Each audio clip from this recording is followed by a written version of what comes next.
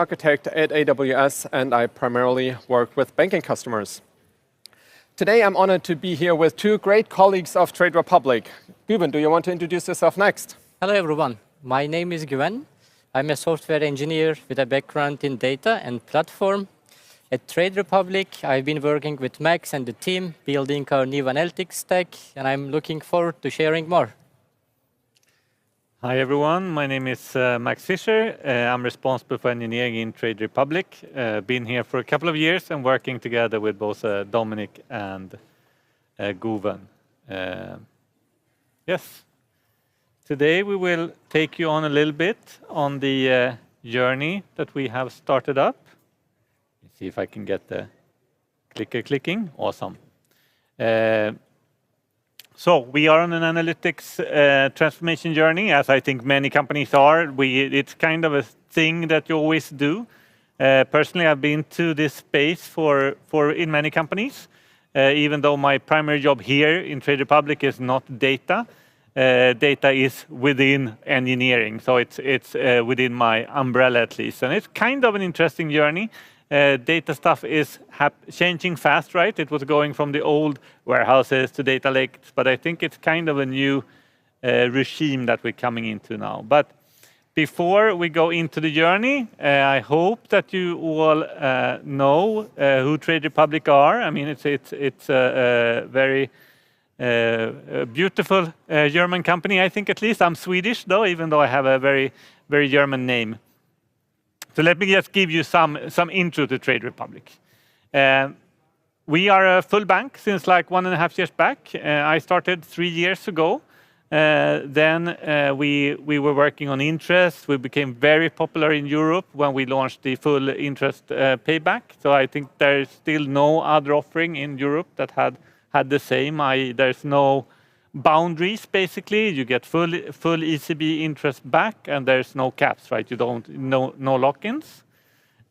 Zero commission-free trading, or €1 flat fee if you want to day trade.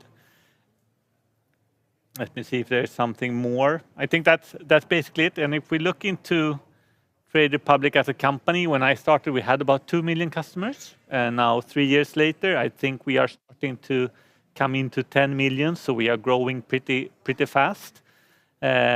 We have Sequoia as one of our main VCs, and some other also well-known names. So we have had stable founders for quite a while. We also have a good partnership with other banks like Deutsche, HSBC, JP Morgan, etc. But more than nothing, right? We are growing our customer base. Our assets under custody are over 100 billion. So we start to become one of the bigger banks in Europe. And of course, today is also a fairly big day for me actually. We went on a localization journey this year, so we have been alive in all of Europe for a long time, all Euro countries. But we haven't localized. So if you don't localize, you're not that interesting in the different markets, because then it's hard to either maybe pay your bills or get your tax returns or whatever it can be. So I was up 5:30 this morning in a launch call for Spain. So today we went live with a localized product in Spain. So I'm very, very happy for that. And then we have been doing France, Italy, Austria, Spain, this year so far. I'm thinking if I'm forgetting something, but no, that's it. So it's a launch rocket we're doing. Last week also junior account, so you could save for your children's. And of course, when you do all of this, doubling the amount of customers every year, launching new products, having a microservice kind of inspired architecture, right? Services everywhere, events everywhere, data kind of grows fast. It's a lot of transactions. It's a lot of insights we want to have. We want to learn about these faster. So when we started up this journey, we had these 4 pillars that we wanted to tackle. Scalability, we had a fairly scalable solution, but we also wanted to feel that we could scale even better in the future and have more possibilities. One of the problems we have today is that to integrate data takes a lot of time. It also takes a lot of time from our backend teams. They don't like it, or they like it. They don't have anything against it, but I think it's like 3 or 4 PRs that you need to do, and you need to, point out what's sensitive, what's not sensitive, start the CDC, and so on. So it's a little bit annoying because you want to build features. Latency. We are mainly running on like a one-day cadence, maybe a little bit intraday, but we would like to have data available faster for many workloads at least. And the last thing is we also need to, everything I just said we could just do today, but we also need to have the cost of data scaling in a way that we like more, and have more cost knobs to tweak at than we have today. So that's kind of the binding. So we want more data, we want it faster, we want it to come into our data ecosystem easier, and it should be cheaper. So that's kind of the challenge that I gave to Guven, that soon will come up and talk about some of the solutions around that today. But to give you a little bit of where we are today and this journey, so we have a pretty modern data stack. So this is the data platform of Trade Republic, where you see the analytical side first on one side, and you see the decisioning side. So with decisioning, I mean deployed machine learning models that takes a business decision. We will not talk about that today. So today we focus more on the analytical side. Of course, they are interlinked, but just to give you a little bit of framing. Pretty traditional BI stuff is what we are aiming at right now. We try to frame this in some sort of a concept model. I think it's my fault that we have this one. I used to work as an architect for many, many years. So I kind of like boxes and putting stuff on them. But for anyone that has been in data, you would recognize this, right? So you have supporting processes, and then you have like a pipeline going on. So we have things like an API where machines can communicate with our assets. We have humans that should communicate with our assets. We have some sort of a processing layer, right? So query and compute layer. We need to catalog, govern it, understand how things are working, both from an access management perspective, but also from a know what you have perspective. And then we need to be able to schedule and orchestrate. We have databases and events as our main thing. So we are pretty homogen, I would say. So we are all in AWS, basically. We're using RDS, so RDS Postgres for more or less everything. We have Kafka. We use a little bit of Rabbit, or quite much Rabbit. And then we have a little bit of Kinesis, so some annoying sources around it that we're not using as much. We need to transfer it, we need to process it, and we need to get into storage. And what we will talk about today is a little bit around these tools. We will not talk so much about the BI layer and interaction where we use Metabase, Jupyter, SQL. We will touch upon a little bit on the processing layer where we were using Snowflake, Spark, and probably Athena or Chino. If we look into catalog, we are using Glue Data Catalog, IAM for some of the access governance parts, and scheduling, orchestration. We continue to use dbt and Airflow as today. The things we will be a little bit more discussing today is around Debezium. So Debezium is the solution maybe to the backend developer pain. So instead of our backend developers doing PRs and moving things via CDC, we will capture that in Debezium and ingest automatically into our data lake, basically. We'll talk about Iceberg. That is almost the main component of this architecture, and also something that makes me extremely excited. I think I know we have had Delta Lake for a while. I never really worked with these file formats. The last time I did this, I used to be responsible for Klarna, data in Klarna. Then it was Parquet. Then it was a little bit before these file formats came. But I think the possibilities just become so big when you open up totally. Also seen that there has been a couple of other talks today from Snowflake on Iceberg format. So that's what we will cover today. It will go fairly deep. If you have any questions, you can always ask them to us after. It's a little bit tricky to take questions in this somewhat surreal setting that we are in here. And with that said, I will hand over to Dominic to walk through some of the key technologies that we will use in this architecture. Here you go, Dominic. Thank you.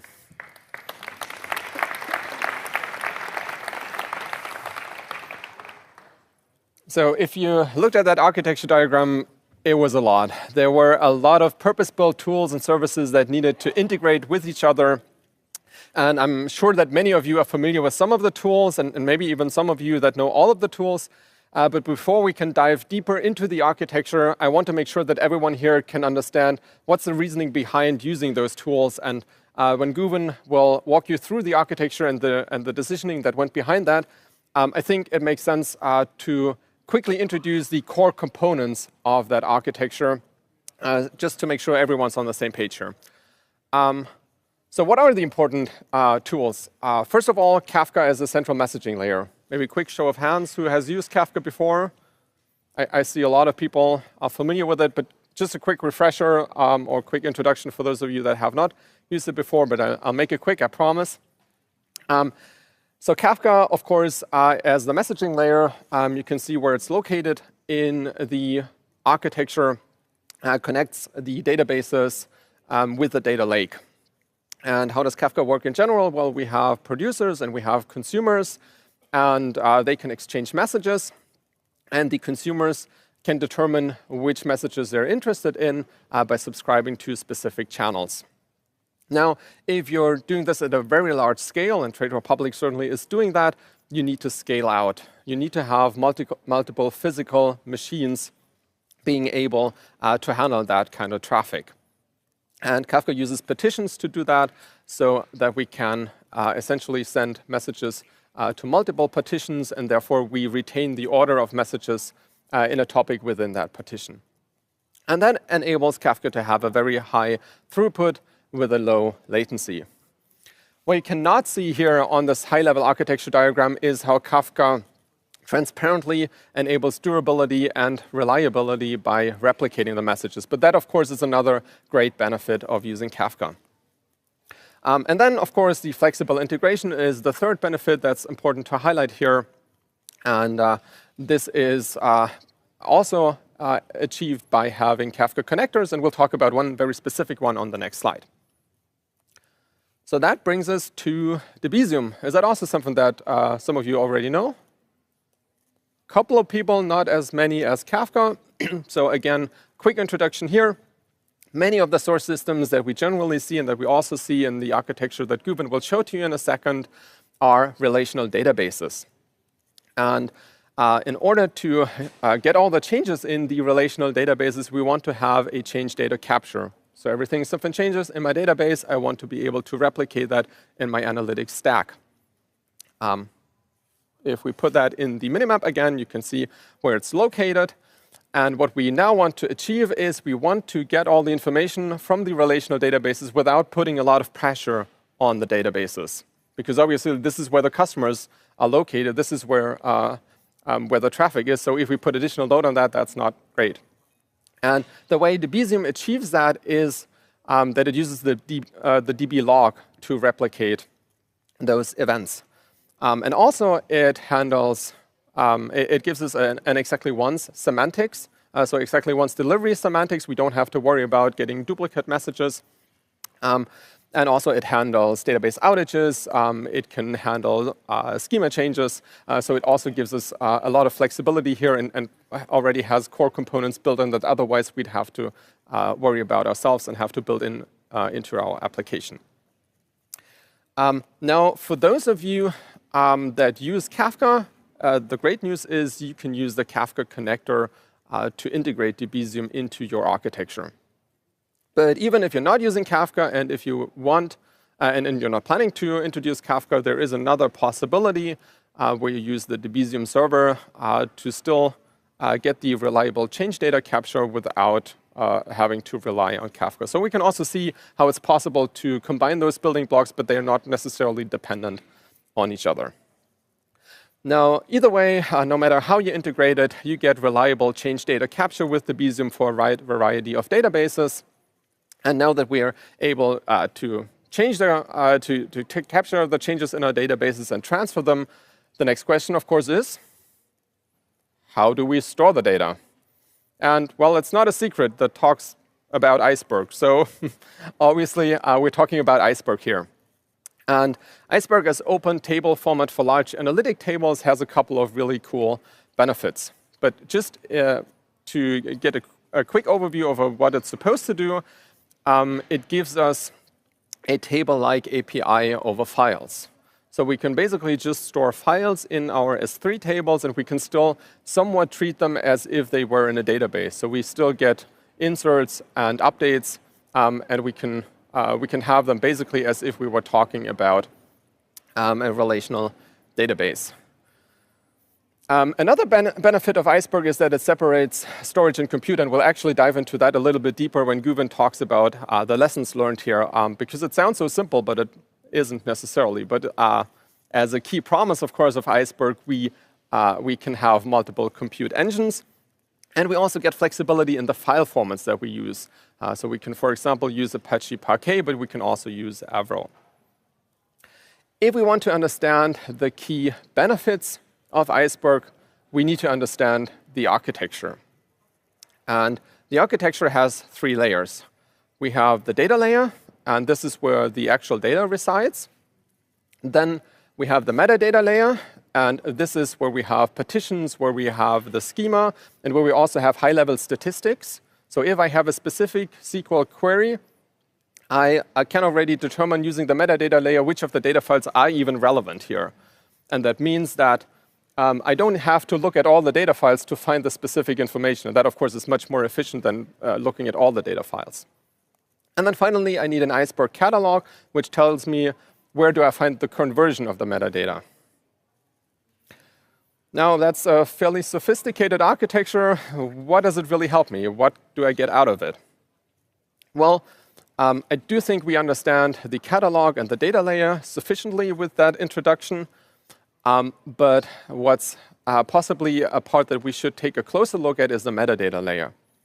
In fact, it has 3 different files. We have the manifest file, and this is really column-level metrics. So here we can make those decisions what data is relevant, and then we get a reference to the related data files. We have the manifest lists. They obviously reference the manifest files, and we have the high-level statistics. So basically on 2 layers, we can run those optimizations. And then finally, we have the metadata file, and this gives us what we call snapshots, and we'll come to that in a second. But again, sophisticated architecture, how does it really solve a problem of ours, of Trade Republic, or of yours? Well, atomic transactions, for once, is one key benefit that you get. Because what happens is when you put new data in there, when you want to update data, you're not actually changing the data that I show here, but instead you're building up a second hierarchy of the data. And then atomically, you can tell the catalog to switch over from one to the other. And this means that consumers, to a certain point, will read the old version. And then once you change the pointer, they will read the new version. But you never have any inconsistencies. There is no state in between where you get half the information. And that's a great thing to have. Next, in the metadata, we have the table schema. So that means, for example, which columns do you have? If you want to add new columns, that is all just listed in the metadata. And this means if you want to drop a column, you just, well, have a new metadata file that says this column does not longer exist. And you don't have to change the actual data files. And this makes it incredibly efficient. Some of you maybe worked with Hive before, and they know that, and then you know that Hive relies on the actual location of the file in the file system. And when you want to do a repartitioning, that means you really have to move all the files now to different places on your file system. And that's a lot of effort that you need to put in there. And for Iceberg, that's different, because again, this is part of the metadata, which means that you don't have to move anything. You just update the metadata. Again, incredibly efficient. And that brings me to possibly my most favorite feature in Iceberg, and this is time travel. Well, it's not actual time travel, but it's almost as cool, because what you can do is you can query the database not only for the current state of it, but also to a previous state. And this is helpful in a lot of different scenarios where you're interested in what did my data look like at a specific point in time. And again, you can achieve that through that structure, because all the files are immutable. Whenever you add new data, whenever you delete any data, you put new files in there. And then if you read the most current version of your table, then, well, you just use the most current version. But if you decide to use any previous version, you get the previous state of the table when you query it. Now we have almost all the pieces that we need to understand Trade Republic's architecture, but there's one puzzle piece missing. And this is the AWS Clue data catalog. You can see how it's in this overarching position because it is the glue between sources and destinations, and it's the central metadata repository for your data. Now, of course, you can use that with or without Iceberg, and it's also, for example, a drop-in replacement. That's cool. And you can also use it as a drop-in replacement for a Hive metadata store, for example, but it also comes with native support with Iceberg. So if you have not used Iceberg before and are not familiar with it, you can still use familiar tools here, and I think this is a great benefit as well. But then it's also great when it comes to governance and security, because in a lot of places, you don't really want to give everyone access to everything, especially if you're a bank. That's usually not the pattern that you're going for. And instead, what you can do with Glue Data Catalog is you can restrict access either to specific databases or to specific tables. And when you go a step further and integrate it with lake formation, you can even do that on a column level. So you really get specific access for specific people, making sure everyone can read only the data that they're supposed to read. And one final remark for the Glue Data Catalog is it's fully managed and serverless, meaning that you don't have to worry about the scale. Again, a great thing to have in your data analytics stack. When possibly there is very large volumes of data, you don't want your data catalog to be the bottleneck. And I think with that, you know all the puzzle pieces. Now we only have to put them together. So Guven, let us see what you got. Thank you, Dominic.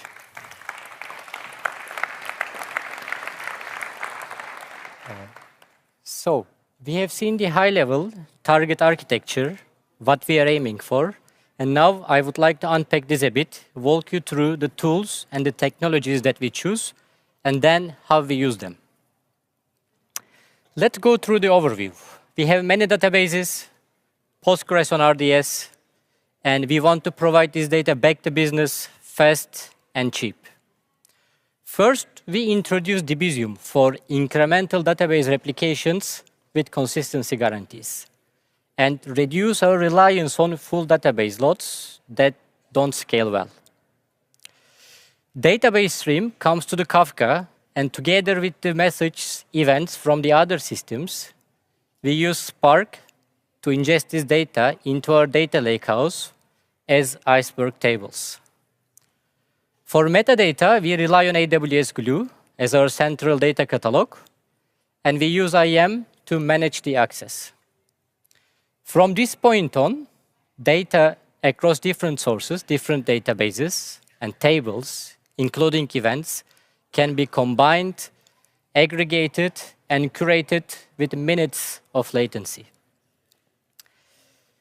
And for querying, we rely on Spark, Athena, and Snowflake.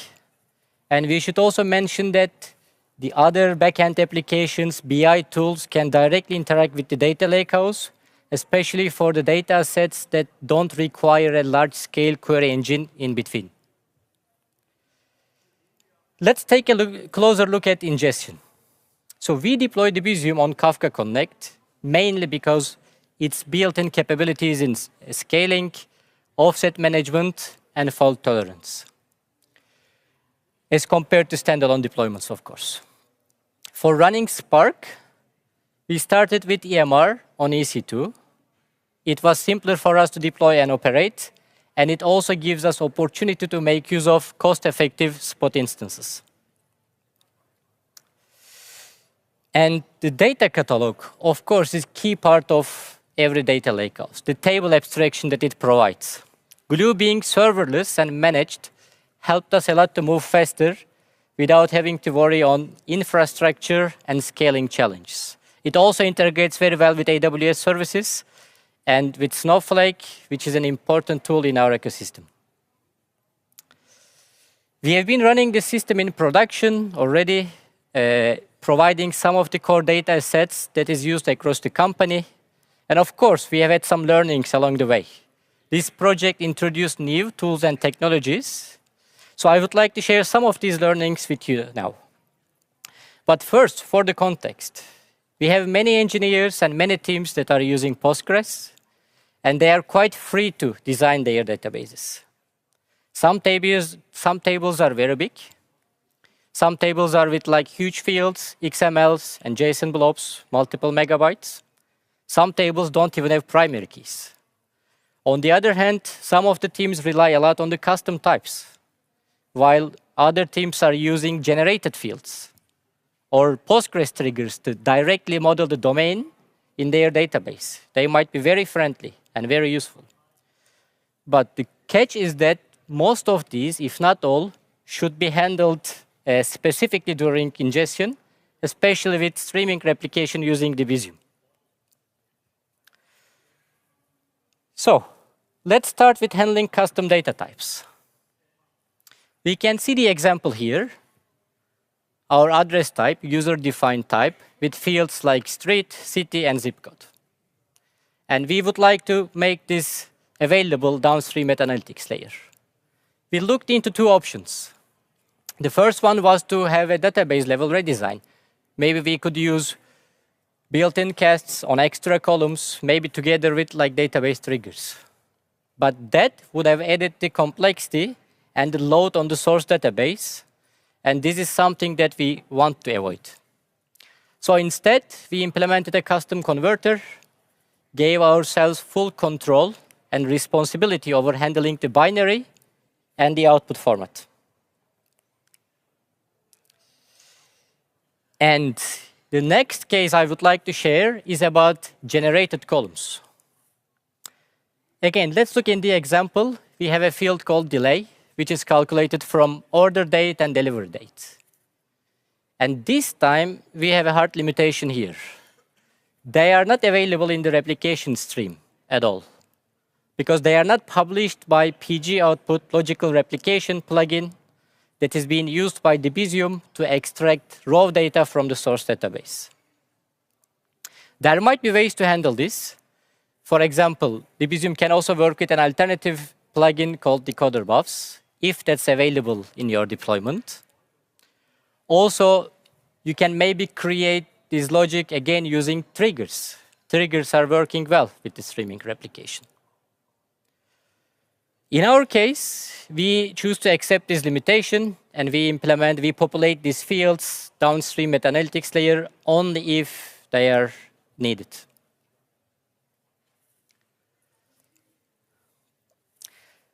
Similar to Debezium, I would like to also share a couple of takeaways from Iceberg in our journey in ingesting and managing Iceberg tables. So Iceberg is an open standard. It provides a lot of useful features, abstractions. It enables tools to work together. But the true interoperability is challenging. There will be many trade-offs that comes with design choices, and they should be examined carefully.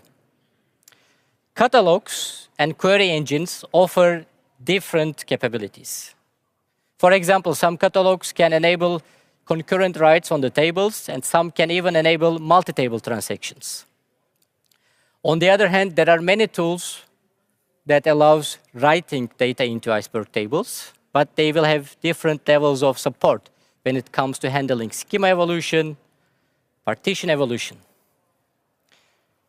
One other thing I want to mention is that query engines over Iceberg tables can still use their specific dialects and the features. That means there might be additional complications when we move workloads over the engines. In our case, it was especially hard to work with semi-structured data, like JSON. It required extra time and bespoke effort to port workloads across engines. Similarly, query engines will have different optimization capabilities. Like one common example is predicate pushdowns, and ability to deal with column functions, as we see one here in the example. Like one engine might be able to benefit from this, push this into the source, while the other is not able to do this. And this makes a big difference for large-scale operations like joins and group bys, where shuffling and sorting happen. So you may want to write your query in an engine-specific way, break up big business logic into smaller chunks, and sometimes even need to materialize the intermediate results. Help engines to run the workloads more efficiently in terms of both cost and performance. It's clear that having a right catalog and engine strategy is key when building like lakehouses, Iceberg-based lakehouses. And understandably, having a single catalog removes some of those complications, some of these challenges. And in our experience, we work with multiple tools, occasionally along the way when we are ingesting data. And eventually, we moved everything to Spark because it gave us like the great support in handling, writing Iceberg tables and handling them moving on. It is very important to keep the design flexible and evolvable because the ecosystem is evolving rapidly. One example is that I mentioned that we struggled with handling semi-structured data, JSON fields.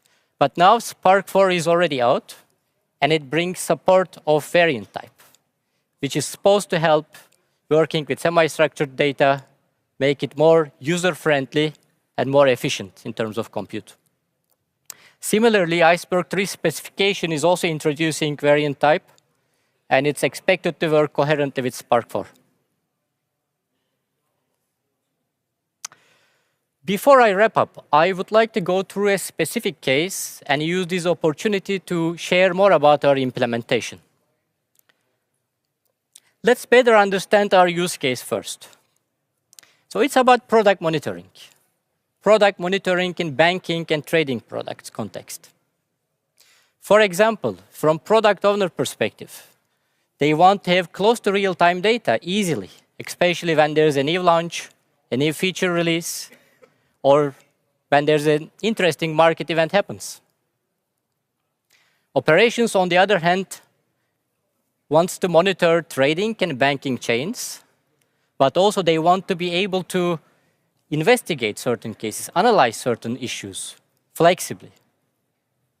So we would like to facilitate this, make data available fast, and we want to provide this solution for them in which people can use to address their needs in an efficient way. So in this sense, our first goal is to replicate source table downstream at analytics layer. Let's start with how we configured the Visium. First, I would like to introduce the incremental snapshots that we used. It's basically the Visium replicates data from table and transaction log simultaneously during initial snapshotting phase.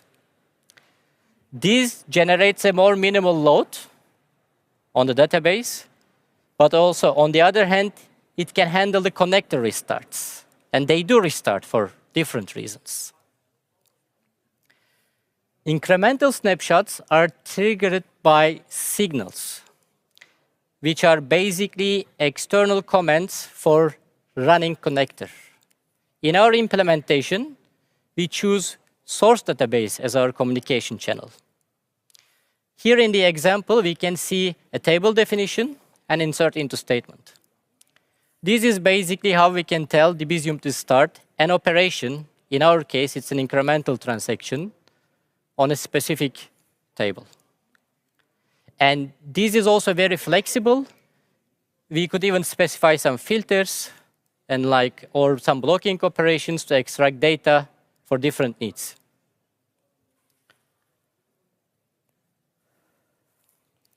Next, I would like to share more about our deployment layout and how our CDC events look. For each database that we want to replicate, we run a dedicated Kafka Connect cluster with a Visium connector inside, isolating workloads from each other. Changes from different tables are sent to separate Kafka topics. These topics hold change streams, namely insert, update, and delete events. Each event consists of two parts, metadata and payload. And maybe let's take a look at the metadata. There we will see columns like operation type, transaction ID, and transaction timestamp. Using this information, we can combine change to different tables together and also ensure consistency and order guarantees at the destination. The next part is payload. And this is basically state of our row in the source database after the relevant transaction. How the event looks like is very flexible and can be configured.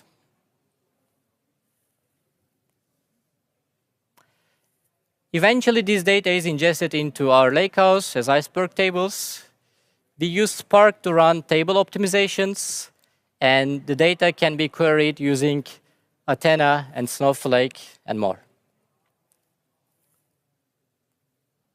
And finally, for visualization, we use Metabase, implement metrics as we need to monitor intraday business changes, sometimes key product launches. And we have updates with a near real-time cadence. In particular, this case, it's every 10 minutes, end-to-end. Let me end with some final remarks. So this setup enabled us to get critical intraday insights using SQL directly at analytics layer. There is no need for custom application code or backend developer time, but of course, it's an upfront investment. It's a platform tool. It's an enabler solution from our perspective. So we make data available fast. We can analyze it flexibly in a cost-efficient way. And we believe this is giving us a more scalable growth in data and analytics during our rapid expansion phase and beyond. At the same time, our transactional databases remain a single source of truth. And looking ahead, we think CDC streams can also be helpful in other ways, in stream processing, maybe generating machine learning features for fast decision making. Thank you very much. Let me hand over for Max for conclusion. Thank you for solving my problems. So I just want to wrap up quickly. And this morning, as I said, 5:30, I had a call. Are we ready for launch? I had the dashboard up, combining the onboarding, combining trading, combining banking, seeing that in Metabase. We also have a live Google Sheet that gets updated all the time with a lag of 10 minutes, and maybe like, you can build a Grafana dashboard that is real-time, but it's hard if you actually want to integrate like 60 services or something like that and get analytics out of it and have that lagging like 10 minutes. It's pretty cool, and you don't need it faster. So that was my morning, test driving the architecture a little bit. We still have a long way to go. But I think the thing that makes me most excited about this is Iceberg, because it gives you so many opportunities. We already have, as Guven said, we have Spark running on it. We use both Trino and Snowflake. We use DuckDB.